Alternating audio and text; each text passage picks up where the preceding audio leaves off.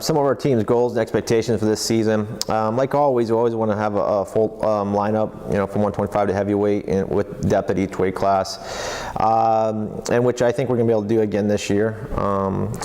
Dual meet wise, big thing for us, I think we want to start to try to get more competitive in our dual meets. So winning at least 5 out of 10 weight classes, that puts us in a competitive position to at least be in the mix for every single dual meet. And like always, we're trying to place as many guys at the conference, move our team up that ladder as much as possible, and get as many guys to the NCAA tournament. Last year, getting 2 guys at the NCAA tournament, we want to build on that and place 3 guys at the conference. We want to obviously build on that as well. So everything that we do every year is just trying to build on the year before, and that's our main goal. Some of our team returners this year, obviously Rob King coming back for his 5th year. We're looking for his leadership and his experience to come back at 165 and really help the team, get to that next level.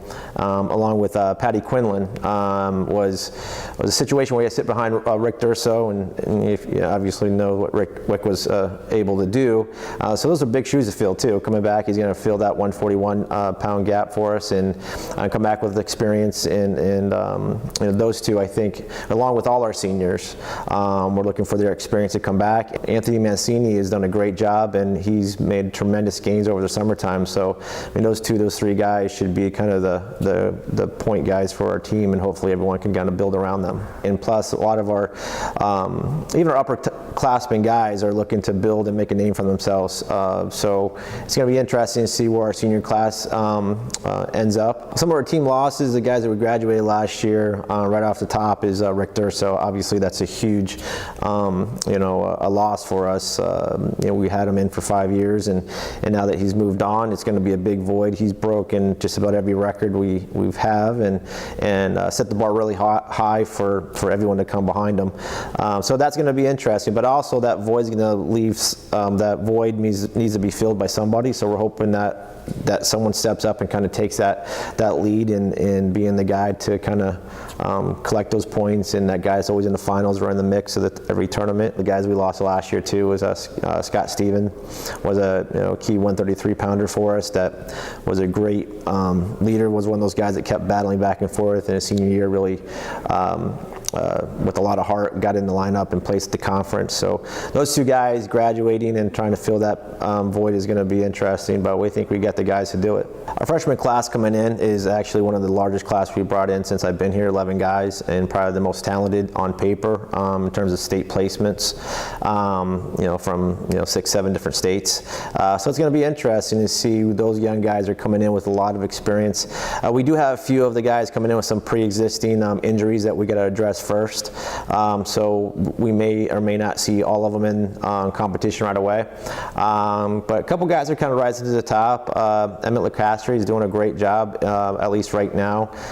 Before we really get into the mix of things, he's done a fantastic job, along with a few other freshmen. So a very competitive group of guys that are really, I think, going to help elevate our program to the next level.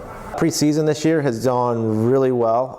I think our guys came back stronger and in better shape than they ever have. So they really took the summer seriously, and a lot of the guys stayed up here and trained. The ones that weren't were training as hard as they can back home. So we test them when they come back, and their numbers were really good. Cardio numbers were really good, which allows us to move quicker into the wrestling part of things.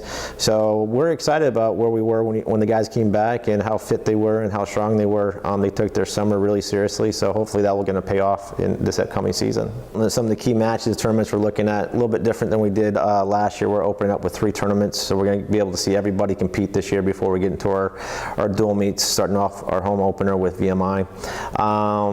But obviously all our EIWA competition is important, so any of those matchups that we have, either head-to-head or in tournaments, are going to have implications with rankings and seedings going into the conference. So those are obviously very important, but we want to keep the streak alive with Millersville and winning the Rupp Cup. We've had that since I've been here. And same thing with Sacred Heart. We kept that streak alive. They're getting tougher every year, but that's becoming a very strong dual meet for us. And obviously we want to keep those streaks alive as well as break some streaks of teams that we haven't beaten before. And we have a good mix of tournaments between opens and invitationals, where the Keystone and the different open tournaments that we're going to is going to give us a good look at everyone in the country. And we're still taking some guys out to Midlands, which is going to be a key factor for some of our better guys to kind of see some of the Midwest competition as well. Some of the changes that happened for this season that's going to be interesting for people to kind of take notice of. One thing, with the help of Dave Lehman, and we started the Beat the Streets program here in Lancaster, headed up with Josh Feldman. That's just off and running. Our guys spend a lot of time volunteering and helping work with that initiative. And if Beat the Streets is a great organization that helps underprivileged kids get involved in wrestling and kind of keeps them involved and active and keeps them off the streets. So a great project for us to get involved in. Along with that, the F&M Open is growing every year, and we partner with Wrestlers and Business Networking to provide some interview opportunities for some business-minded people that are looking for employment. And there's more detail coming about that later, but we're partnering with Wrestlers and Business Networking to kind of make that happen during the tournament the night before. And then a few coaches changes, most people know, but Mike Childs was here for a number of years, did a great job for us, and moved on with life expectancies with marriage and whatnot. So it was a good situation for him to kind of move in a different direction, but that allowed us to open up position to bring up Steve Borgia, that was our volunteer coach, and now he's here pretty much full time with us, working in the office, and he'll have a better, more of an impact on the program and on recruiting as well.